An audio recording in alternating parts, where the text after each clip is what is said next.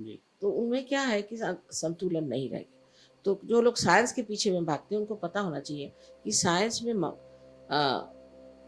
मानवीय जीवन के लिए सिर्फ एक साधन मात्र है, वो सब कुछ नहीं हो सकता। उसकी अपनी भी परिसीमा है, उससे बाहर वो नहीं जा सकता। और सबसे बड़ी जो साइंस की खराबी वो ये है कि मनुष्य की जो इंसानियत है, जो उसकी ह्यूमैनिटी है, उसको नहीं छू पाता। जी। इसलिए एक साइंस के पीछे भागने वाला आदमी बहुत ही ज़्यादा क्रोधी, बहुत ही ज़्यादा अपने में ही समाने वाला और समाज की व्यवस्था बिगाड़ने वाला होता है।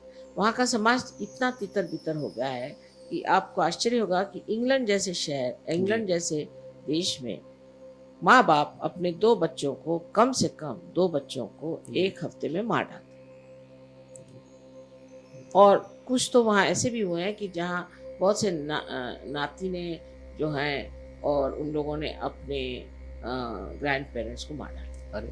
एक-एक तरह-तरह के उनके मारने के ढंग सुनिए तो आप आश्चर्य करेंगे और उनको बड़ा मज़ा आता है। मैं जब लास्ट टाइम गई थी वहाँ लॉस एंजेलिस, तो जिस रास्ते से मैं जा रही थी तो किसी ने बताया कि इस रास्ते पर गए हफ्ते में 11 आदमी मारे गए। मैंने कहा किस लिए? कहले कुछ नहीं, at the heck of it. अरे! बस निकाली बंदूक मार डाल। उनको इसी में मज़ा आता है क्योंकि मनुष्य उसमें संतुलन सब खो जाता है। तो जिसके बाद जो सोचते हैं कि पाश्चिमात्य देश बहुत अच्छी हालत में है, तो ऐसा बिल्कुल नहीं, क्योंकि वहाँ पैसा ज़रूर है लेकिन पैसा ही सब कुछ नहीं होता। पूंजीवाद की ओर जाने वाले लोगों को पता होना चाहिए कि पूंजी से ही सब कार्य है। जी।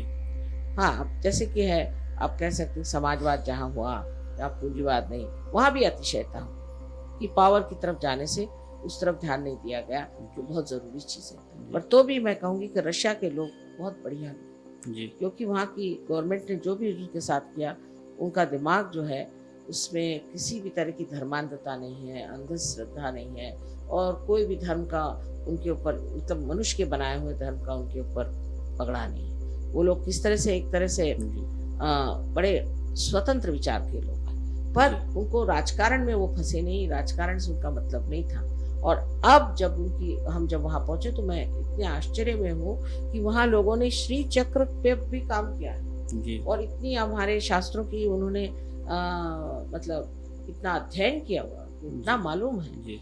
और बड़े सुलझे हुए लोग हैं। लेकिन ठीक है कि क्योंकि उनकी गवर्नमेंट ने एक साइड जरा सी कम कर दी, पर मैं तो जानती हूँ कि वहाँ गोर्बाचेव जैसा आदमी जो कि एक आत्म साक्षात्कारी बड़ा ऊंचा इंसान है, उसकी गवर्नमेंट फेल करने के लिए लोग ये सब प्रॉब्लम खड़े कर रहे हैं।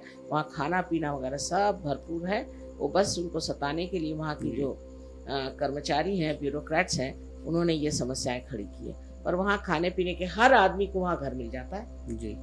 5 पैसे में आप कहीं से कहीं जा सकते हैं जी। आप उनके अगर मेट्रोज देखिए तो पैलेस के जैसे रखे हुए हैं, ऐसा सब आराम है। पर उनको जो स्वतंत्रता नहीं थी उसके वजह से वहाँ हमारे लिए भी एक प्रश्न था कि हम वहाँ सहयोग नहीं ले जा सकते। लेकिन अब उस एक कहना चाहिए डिसिप्लिन नेचर में बढ़ने से उनमें एक तरह की बड़ी साधना सी है और वो इतने जल्दी सहयोग को प्राप्त करते हैं कि उनका कोई हेरिटेज नहीं है, पर इसको इतने जल्दी प्राप्त करते हैं और इसमें कहाँ से कहाँ उठते हैं। यहाँ तक कि गवर्नमेंट ने हमको वहाँ रिकॉग्नाइज किया है। जी। अभी जो एक नया दौर चला है, प्राथमिकताएं क्या होनी चाहिए? संसार में निरस्तीकरण का एक नया दौर चला है। श्री गोर्बाचेव के निरस्तीकरण, आर्म्स डिस्टेबलाइजेशन ऑफ आर्म्स, क्या ये हथियार जो just put it off, I couldn't follow. निरस्तीकरण होता है ना, शस्त्र जो न्यूक्लियर आर्म्स, निरस्तीकरण ना, just cut it out, this much part. Yes, this much part will cut it out later on. All right, now again. संसार में निशस्त्रीकरण का एक नया दौर चला है। श्री गोर्बाचेव के आने, राजनीति पर्दे पर उतरने के बाद उसका क्या भविष्य है? क्या वो तो मतलब कमाल की चीज है, क्योंकि जब 2 आदमी होते हैं तब झगड़ा होता है। एक हाथ से तो ताली नहीं बज सकती, उसका ये प्रत्यंतर है कि जो एक हाथ हट गया तो अब दूसरा हाथ क्या करे। उन्होंने अपने को पूरी तरह से और बड़े ईमानदारी के साथ अपने को हटा लिया। उसको हटाते ही दूसरा जो हाथ था उसको अब समझ नहीं आ रहा क्या करें जी। तो एक तरह से निशस्त्रीकरण तो करना ही पड़ेगा, और ये अगर पहले हो जाता तो बहुत ही अच्छा होता, पर सारी चीज का समय आना पड़ता है। तो उन्होंने निशस्त्रीकरण के बारे में बड़ी ईमानदारी से इसका कार्य किया हुआ, और उसके मामले में किसी को शक नहीं। अब ये हो रहा है कि फिर काय को शस्त्र आप रखें, लेकिन अब भी कुछ कुछ देश हैं जिद्दी लोग, वो सोचते हैं कि नहीं ऐसे कैसे हो सकता है, उनको अभी भी अपने संरक्षण के लिए सोचते हैं कुछ रखना चाहिए, पर कोई संरक्षण की जरूरत ही नहीं। अगर आप निशस्त्र हैं तो आप बहुत ज्यादा संरक्षित हैं जी। जैसे हम सहयोग में ये सोचते हैं कि अगर आप संत हैं तो आपको किसी के ऊपर कोई भी आक्रमण करने की जरूरत नहीं, क्योंकि आपके पास पूरी शक्तियां परमात्मा की हैं। कौन आपको हाथ लगा सकता है, और कुछ थोड़ा बहुत हो भी गया तो ठीक हो सकता है। जी। शांति की स्थापना के लिए यूएनओ की स्थापना हुई थी, और ये काफ़ी समय पहले हुआ था, मगर मैं देखता हूँ और आपने भी देखा होगा कि ये कितना कई बार ये निरर्थक रहा है। उसकी वजह ये है कि युद्ध रोकने के लिए या फिर शांति स्थापित करने के लिए वीटो पावर भी कुछ लोग, कुछ नेशंस रखते हैं। They always veto it against each other. वो न्यूट्रलाइज हो जाते हैं जो कमज़ोर देशों के जो प्रस्ताव होते हैं, शांति प्रस्ताव। तो अब यूएनओ का फ्यूचर क्या देखते हैं, और वो संसार में शांति या यूनिटी लाने के लिए कितना सफल हो पाएगा? असल में आपको ये सोचना चाहिए कि जो लोग शांति प्रस्तापित करना चाहते हैं वो स्वयं शांति में है या नहीं, उन्होंने शांति को प्राप्त किया है या नहीं, स्वयं वो अशांत है। फिर यूएन का जो पूरा संगठन है वो बना हुआ है अनेक देशों पे। अब अनेक देशों में अनेक तरह की प्रणालियाँ और अपनी विचारधाराएं हैं, गतिविधियां हैं, और वो उसी चीज को मान्यता देते हैं कि अगर कोई सोचता है कि मैं सही हूँ तो सोचता है यही सही है, वो ये नहीं सोचता कि मुझे शांति रखनी है। तो ये डावाडोल, जैसे समझ लीजिए इनकी जो इमारत है एक डावाडोल चीज पर खड़ी हुई है, पर अगर इसमें के लोग स्वयं उस शांति को प्राप्त करें।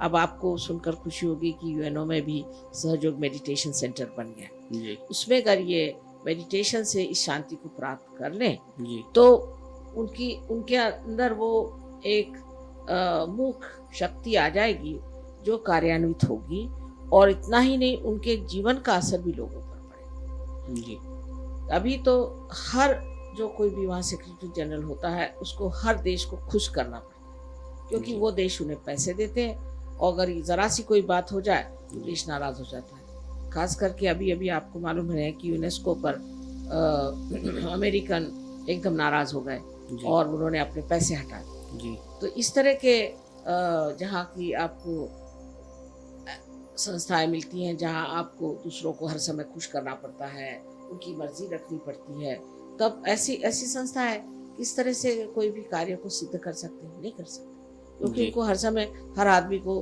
खुश करते घूमना पड़ता है। हाँ, पर अगर इसमें जो नियुक्त लोग हैं वो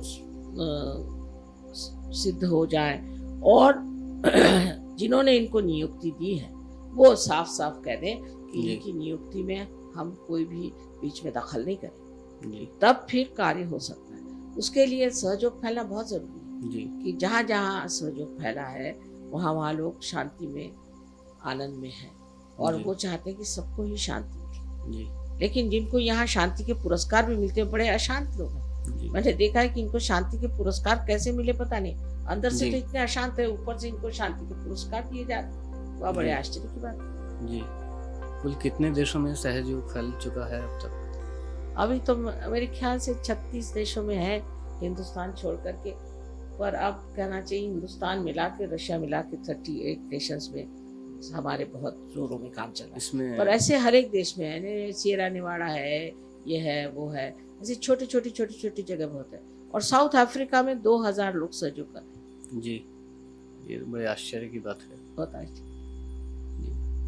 राजनीति से संबंध एक और सवाल मैं पूछना चाहता हूँ, हिंदुस्तान की राजनीति से।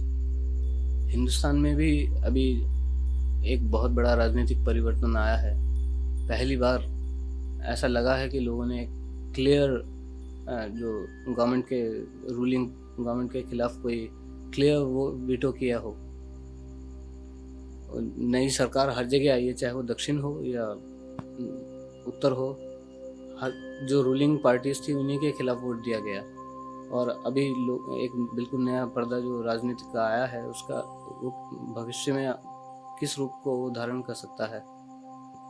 तब हिंदुस्तान के लोग भ्रष्टाचार से हमेशा तंग आ जाते हैं, लेकिन भ्रष्टाचार से तंग आने पर भी जिन लोगों को उन्होंने सिलेक्ट किया है, जी जब तक वो इस सत्य को न जाने कि भ्रष्टाचार हटाने के लिए हमें यहाँ लाया गया है जी और हमें हर हालत भ्रष्टाचार हटाना चाहिए, और ऐसे लोग की जो भ्रष्टाचार में रत हैं उन लोगों को बिल्कुल ही निकाल देना चाहिए, उनसे कोई संबंध ही नहीं रखना चाहिए। ऐसी अगर शुद्ध अगर हमारी व्यवस्था हो जाए तो अपना देश तो वैसे भी बड़ा सात्विक, बहुत ही धार्मिक जी और अत्यंत सुंदर देश है। जी ये तो योग भूमि है। अभी मैं आपसे बता सकती हूँ कि लाल बहादुर शास्त्री के प्रति लोगों को कितनी श्रद्धा है। जी। और जब उनकी मृत्यु हुई थी तो मैंने देखा कि मिलिट्री वाले भी ऐसे रो रहे थे जैसे उनका बाप ही मर गया। वो भी अपने को किसी तरह से संभाल नहीं पा रहे थे। तो क्या उनमें क्या विशेषता थी कि वो देश प्रेमी थे, देश के प्रति नितांत उनको श्रद्धा थी जी और वो जानते थे कि मेरा देश बहुत उत्तम देश है। और दूसरी बात यह है कि देश का पैसा खाना, लोगों का पैसा खाना और इस तरह की मतलब बहुत ही गिरी हुई बातें वो जी। कभी सोच भी नहीं सकती। जी ऐसे आदमी थोड़े दिन आए संसार में, लेकिन उनका अभी भी नाम है और प्रदेश में भी लोग उनको बड़ी श्रद्धा से जी उनके प्रति किसी ने भी कोई उनके खिलाफत में आज तक एक शब्द नहीं किया।